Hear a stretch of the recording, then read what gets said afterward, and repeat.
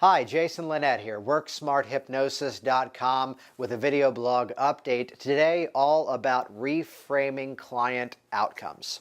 And specifically, I'm not talking about a client who may come in and not necessarily achieve the intended goals, the intended results. But specifically, what if we're in process with a client and here's something that poses a bit of a setback? I'll give a specific example. I'm working with a client right now who came in for quitting smoking. After the first session, she was doing phenomenally well. And simply put, she had one of those moments between our first and second session where life happened. A bit of a breakup, things were rather emotional, and she had 1 or 2 days where she kind of backslid a little bit, not back to where she was before, but basically she went from a pack and a half a day down to like she had 3 in the entire week. And that type of moment will happen from time to time, especially while we're still in process. Yet you find yourself with a wonderful opportunity, because I've met some people out there that would turn then to a moment of animosity, a moment of negativity. I thought you were serious about this. I thought this is what you wanted to make happen. And those are tones I never want to get into in my client. Well, I guess you're just not motivated to make this happen. I've heard other people say that, and I just don't want to go there with my clients. So instead, let's begin to reframe these client outcomes. What do we mean by reframing? Let's leave the picture exactly as it was before, but stick another frame around it.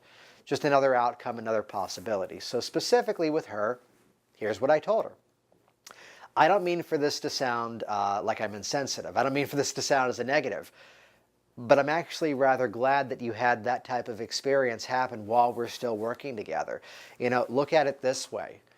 If we went through our sessions and everything went as we know it will, and you were fine, and then that happened, we wouldn't have had the opportunity to address something like that. We wouldn't have had the opportunity to rebound from something like that and build you to be up so much stronger than you were than before we even began this process. So really, it's kind of a bit of an extra benefit that as we're here together in these sessions working with your goal to quit smoking, we can also respond to a moment such as that through the context, through that filter, through that lens of also the fact that you're quitting smoking.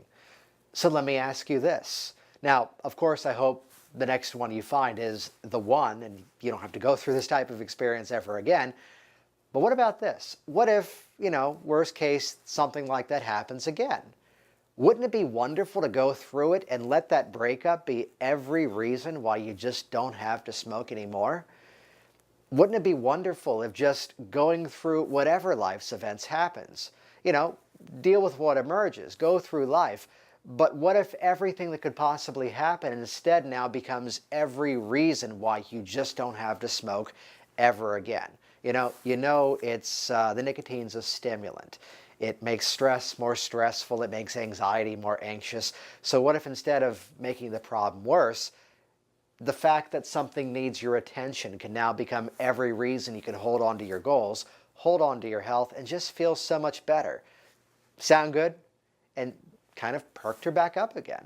So I love to use that opportunity. Another example, years ago, a woman who I was working with for fear of public speaking. And I mean, from where we started to where we ended up, I was surprised myself. I mean, normally it's the challenge to, okay, I'm comfortable. But this was like challenge to, she was owning the room.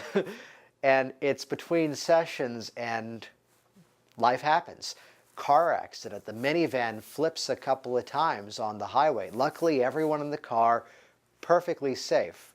Not even a scratch. Everyone was fine. The car, of course, was totaled.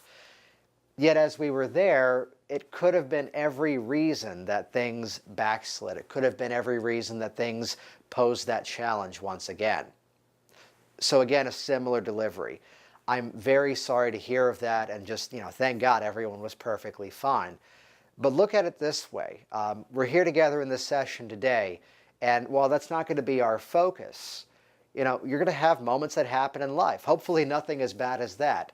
But maybe this person who you've been working with on a project, we're talking a big company she was at, maybe this person who is so, so important in terms of this contract you were working on, maybe they get laid off, maybe they get fired, maybe they find a new job and suddenly they're gone. And what if instead of letting that become a setback here, it becomes every reason you can focus on your task and find that as an opportunity to stand on that platform and deliver the talk as you know how you can do it now.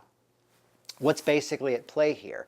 We're talking about an NLP strategy called sleight of mouth.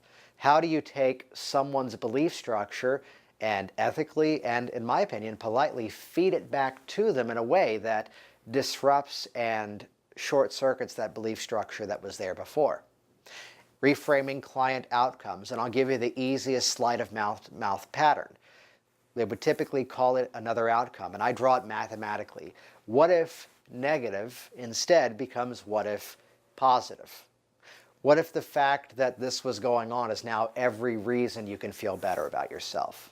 So again, those are some thoughts on reframing client outcomes. This could even be something you do by preventative nature, by way of waking suggestion prior to the hypnosis session. You can even make use of this during the hypnosis session to begin to reframe possible outcomes, possible challenges that may arise. Let me know your thoughts on this. Let me know if you're already doing something like this or even some of these specific experiences you've had as well. Jason Linett here, WorkSmartHypnosis.com. I'll see you soon.